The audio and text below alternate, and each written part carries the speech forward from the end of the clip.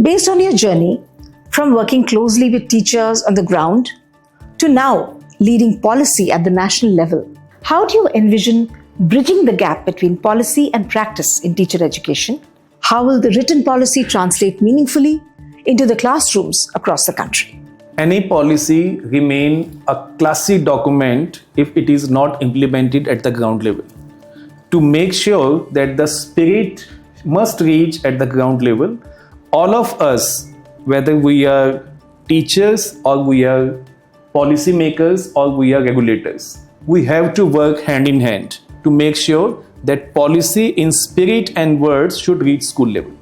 For that, I think this is very important that we must take policy and have a rollout map before us in black and white.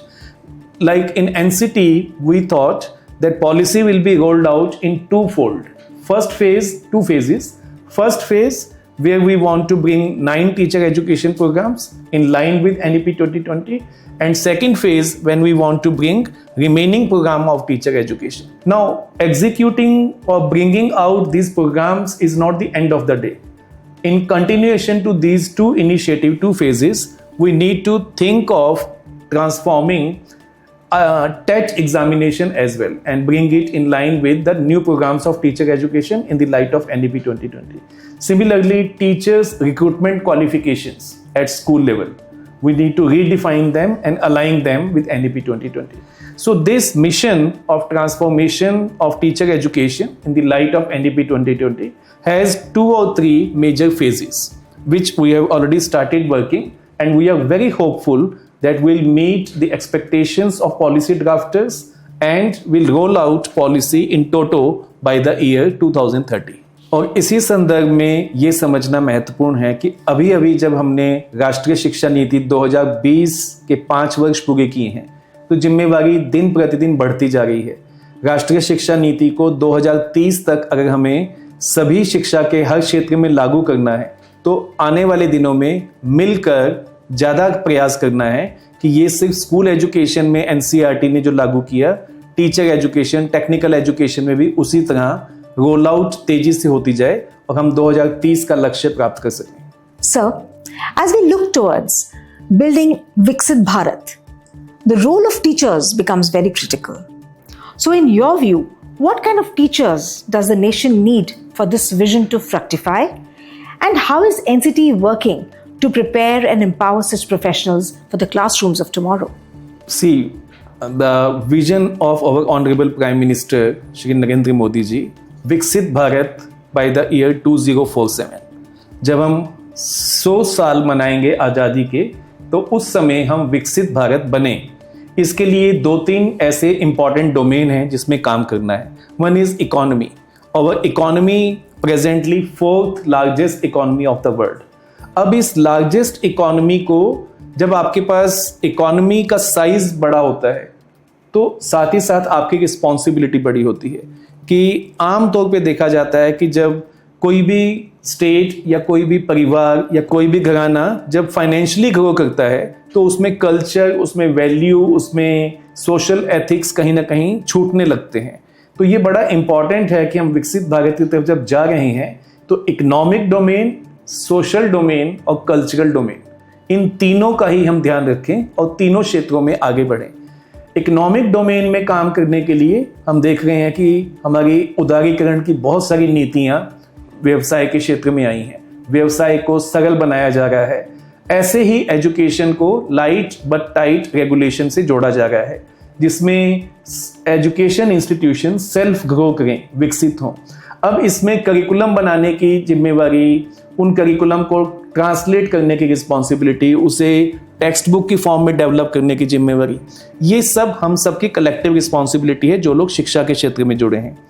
NCT teacher education के domain को पूरी responsibility से, पूरी मजबूती से पकड़े हुए है और हम इंश्योर कर रहे हैं कि जो टीचर एजुकेशन आज दी जा रही है 25-26 में, वो वैल्यू ओरिएंटेड हो, एथिक्स के साथ भी जुड़ी हो, but at the same time उसमें स्किल्स की बात भी हो, उसमें कॉम्पिटेंसीज की बात भी हो, उसमें 21वीं शताब्दी के लिए आवश्यक जो टेक्नोलॉजी है, चाहे वो आर्टिफिशियल इंटेलिजेंस है, मशीन लर्निंग है, रोबोटिक है, बिग डेटा एनालिसिस है, इस तरह की कॉम्पिटेंसीज को भी साथ साथ जोड़ा जाए। आउटलुक मेरा ग्लोबल होना चाहिए, आउटलुक पूरी तरह साइंटिफिक होना चाहिए, और पर्सनल लेवल पे मैं एक इमोशनल सेंसिटिव ह्यूमन बीइंग होना चाहिए जो लोकल कॉन्टेक्स्ट को वैल्यू करता है। तो इस संदर्भ में जो शिक्षा की दिशा है राष्ट्रीय शिक्षा नीति के माध्यम से, उस पर बहुत काम हो रहा है। क्लासरूम में टीचर जब पहुंचे तो वो ना सिर्फ एक रोल मॉडल अपने स्टूडेंट्स के लिए हो बल्कि समाज के लिए भी हो, ऐसा प्रयास किया जा रहा है। एजुकेशन मिनिस्ट्री हमारे आदरणीय शिक्षा मंत्री धर्मेंद्र प्रधान जी की अध्यक्षता में बहुत तेजी से शिक्षा नीति को रोल आउट करने में he is working very hard to make sure that no stone left unturned. We must touch all aspects of education, be it vocational education, technical education, teacher education. और अभी आने वाले दिनों में जिस तरह सिंगल रेगुलेटर हेकी की बात आ रही है, तो उससे भी मुझे लगता है एक नई दिशा मिलेगी भारत में शिक्षा को। सर, जब हम भविष्य की ओर देखते हैं तो अध्यापक शिक्षा में किन प्रमुख सुधारों को लेकर आप सबसे अधिक उत्साहित हैं? कौन से बदलाव हैं जिसका आप बेसब्री से इंतजार कर रहे हैं? शिक्षक शिक्षा में जो बदलाव हम चाहते हैं उसका जो बॉटम स्टेटमेंट है वो इस साल एनसीटी के 31st फाउंडेशन डे का भी ध्येय हमने रखा है, समर्थ शिक्षक और सशक्त भारत। यही हमारा ध्येय है जिसके साथ हम आगे चलना चाहते हैं, और इसी ध्येय को आप ट्रांसलेट करते हैं तो आप पाते हैं कि हम शिक्षक को समर्थ बनाना चाहते हैं। ऐसा शिक्षक जो हर स्थिति में समर्थता के साथ अपने अध्यापन कार्य को, अपने रिसर्च कार्य को, अपने स्टूडेंट्स के साथ जुड़े हुए कार्यों को, चाहे वो असेसमेंट से जुड़ा है या क्लासरूम प्रोसेस का हिस्सा है, उसे पूरा कर सके, क्योंकि इसी से हम सशक्त भारत की तरफ जाएंगे जो 2047 का हमारा लक्ष्य है। सर, ये जानकर वाकई गर्व होता है कि एनसीटी जिस गति से काम कर रहा है और जो व्यापक सुधार किए जा रहे हैं वे भारत के शिक्षा तंत्र की नींव को और मजबूत कर रहे हैं। ये पहल विकसित भारत के निर्माण में एक महत्वपूर्ण भूमिका निभा रही है। आज हमें सुन रहे कई शिक्षक मन में ये सवाल लिए बैठे होंगे, क्या हमारी भी कोशिशें कभी इस मुकाम तक पहुंच सकती हैं? सर, ऐसे शिक्षकों को आप क्या कहना चाहेंगे जो कभी कभी अपने रास्ते को लेकर संशय में पड़ जाते हैं? आप उन्हें कैसे प्रेरित करेंगे कि वे अपने सपनों पर विश्वास बनाए रखें और अपने मिशन से जुड़कर आगे बढ़ते रहें? कोई भी शिक्षक अपने आप में एक रोल मॉडल होता है। अगर आप उसके स्टूडेंट्स के नज़रिए से देखते हैं तो बहुत सारे बच्चे अपने टीचर्स को, चाहे वो प्राइमरी स्कूल में है, सेकेंडरी स्कूल में है, हायर एजुकेशन में है, अगर वो बहुत अच्छा रिसर्चर है तो उसके under grade student, post grade student उसको रोल मॉडल की तरह देखते हैं। अगर वो बहुत अच्छे लेसन्स बना के अपने लेक्चर्स तैयार करता है, क्लासरूम को एंगेजिंग बनाता है, तो स्टूडेंट्स उसमें बहुत सारा ऐसा कंटेंट देखते हैं जो किताबों में नहीं था। और इसी तरह प्राइमरी के स्टूडेंट्स अपने टीचर को रोल मॉडल मानते हैं, क्योंकि उन्हें ऐसा लगता है कि टीचर जो बता रहे हैं वो क्योंकि फॉर्मली क्वालिफाइड हैं, वो क्योंकि उन्हें समझते हैं, वो क्योंकि उनके लिए अपने कंटेंट को आसान और रोचक बना के लाते हैं। तो ऐसे में टीचर जब रोल मॉडल है तो मुझे लगता है टीचर के लिए डीमोरलाइज होना या अपने संकल्प से भटकना या अपने सपनों में कहीं गिरावट आने देना एक्सेप्टेबल नहीं है। मैं ऐसा कहूँगा, एक्सेप्टेबल ही नहीं है, क्योंकि teacher is somebody who can boost the self esteem of students, self esteem of young people in the country.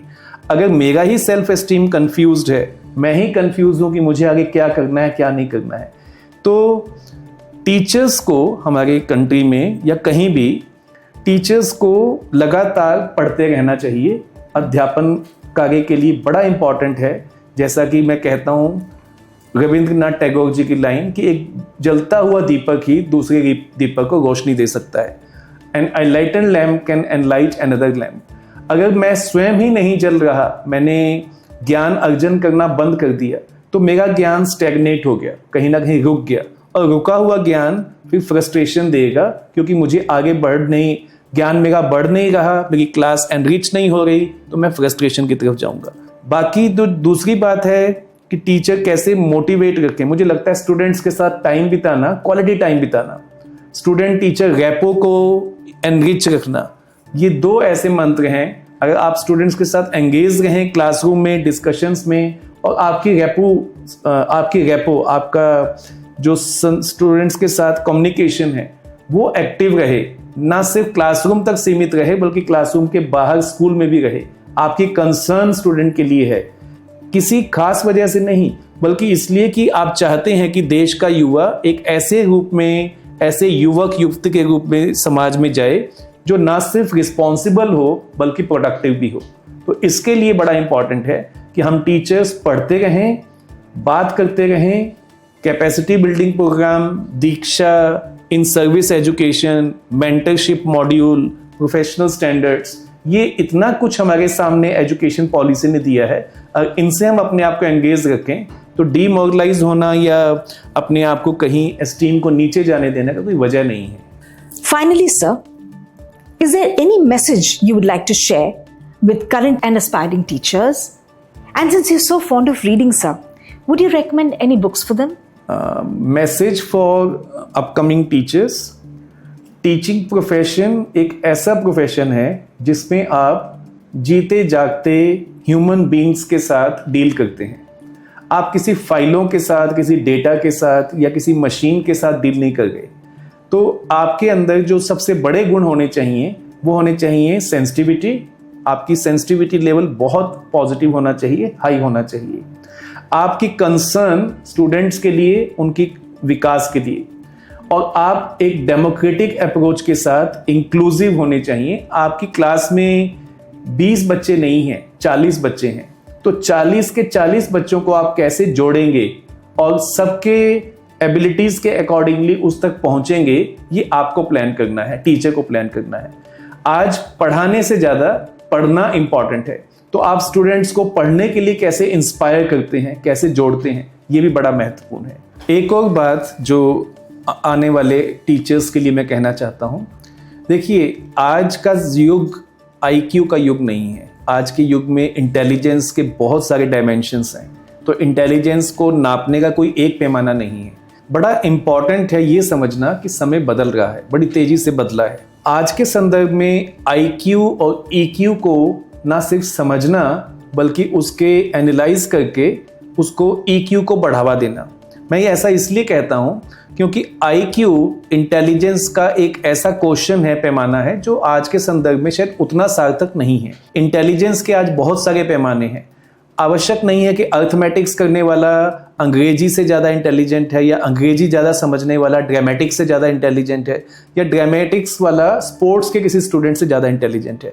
हर कोई अपने अपने क्षेत्र में कितनी बुद्धिमत्ता के साथ, कितने सामर्थ्य के साथ, कितनी सूझबूझ के साथ आगे बढ़ता है, ये इंपॉर्टेंट है। दूसरा, आज के संदर्भ में किसी सिचुएशन को आप कैसे लेते हैं, कैसे डील करते हैं, उसमें आप फंस जाते हैं, फंसने के बाद आप निकलने का भी मादा रखते हैं। You have courage to come out of that. तो उसके लिए जो इमोशनल स्टेबिलिटी है, इमोशनल मैच्योरिटी है, इमोशनल क्वेश्चन है आपका, वो बड़ा इंपॉर्टेंट हो जाता है। और इमोशनल क्वेश्चन ही तय करता है कि आप किसी भी सिचुएशन से कैसे डील कर पाते हैं। मुझे लगता है एक प्रॉब्लमेटिक सिचुएशन में एक इंटेलिजेंट पर्सन अगर फंसता है तो वो इमोशनल क्वेश्चन अगर उसका स्ट्रांग है तो वो उससे बाहर निकल आएगा। और इसी से जुड़ा हुआ आज के संदर्भ में हम कहने लगे हैं स्पिरिचुअल क्वेश्चन। आप कितने ठहराव वाले हैं, आपका जो मैच्योरिटी लेवल है माइंड का, थॉट्स का, आपके इमोशंस का, इसका कलेक्टिव जो मैच्योरिटी लेवल है वो शायद स्पिरिचुअल क्वेश्चन की तरफ लेके जाता है।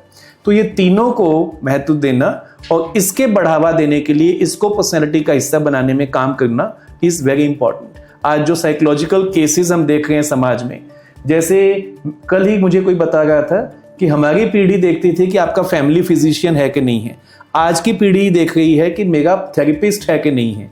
वो थेरेपिस्ट इतना इंपॉर्टेंट और इंटीग्रल पार्ट होता जाएगा युवाओं का, क्योंकि वो इमोशनल क्वेश्चन की कमी की वजह से हमें कोई चाहिए जो हमें सहारा दे।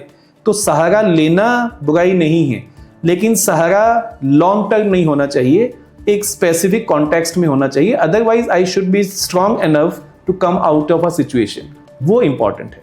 और आखिरी बात जो आपने पूछी कुछ रीडिंग्स के बारे में, तो मुझे लगता है कि सभी टीचिंग प्रोफेशन में जुड़ने वाले लोगों को या समाज में जो समाज सेवी हैं, युवाओं के साथ या महिलाओं के साथ काम करते हैं, तो उन्हें 2 पुस्तकें मैं रिकमेंड करना चाहूँगा। एक गिजू भाई की दिव्य स्वप्न, जिसमें उन्होंने आज से लगभग 100 साल पहले अपने एजुकेशन के एक्सपेरिमेंट्स को डॉक्यूमेंट किया है, और उस डॉक्यूमेंटेशन में उन्होंने कितनी खूबसूरती से ये बताने की कोशिश की है कि लर्नर्स को हेल्दी एनवायरनमेंट देना, प्यार देना, अफेक्शन देना कितना इंपॉर्टेंट है।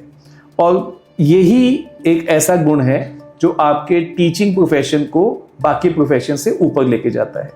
और दूसरा मैं चाहूँगा कि सभी शिक्षक धर्मपाल जी की द ब्यूटीफुल ट्री पुस्तक जरूर पढ़ें। ये किताब हमें बताती है कि भारत की जो ज्ञान परंपरा है, जो भारत का नॉलेज सिस्टम है, भारत का जो प्रैक्टिसेस हैं पुरानी, वो कितने रिच हैं, कितनी साइंटिफिक हैं एविडेंसेस के साथ। तो जो लोग शंका करते हैं भारतीय ज्ञान परंपरा पे, उन्हें हमें बहस से नहीं बल्कि तर्क के साथ और एविडेंस के साथ जवाब देना चाहिए। उसके लिए इंपॉर्टेंट है कि हम इस तरह की पुस्तकें पढ़ें जिनमें समझ आता है कि भारतीय ज्ञान का जो भंडार है वो किस्से कहानियों पर आधारित नहीं है, बल्कि वैज्ञानिक तरीके से सोचा गया और लिखा गया ज्ञान है। तो ये पुस्तक उसमें मदद करती है। तो ये 2 पुस्तकें मुझे लगता है टीचिंग प्रोफेशन में आने वाले लोगों को जरूर देखनी चाहिए।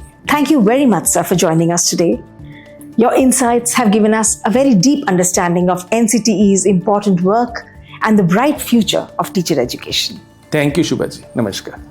We hope this episode of NCTE Talks gave you deep insights into the changes shaping the world of teacher education. In our next episode, we'll explore another important theme that impacts teachers and learners alike. Until then, Jai Hind, Jai Bharat.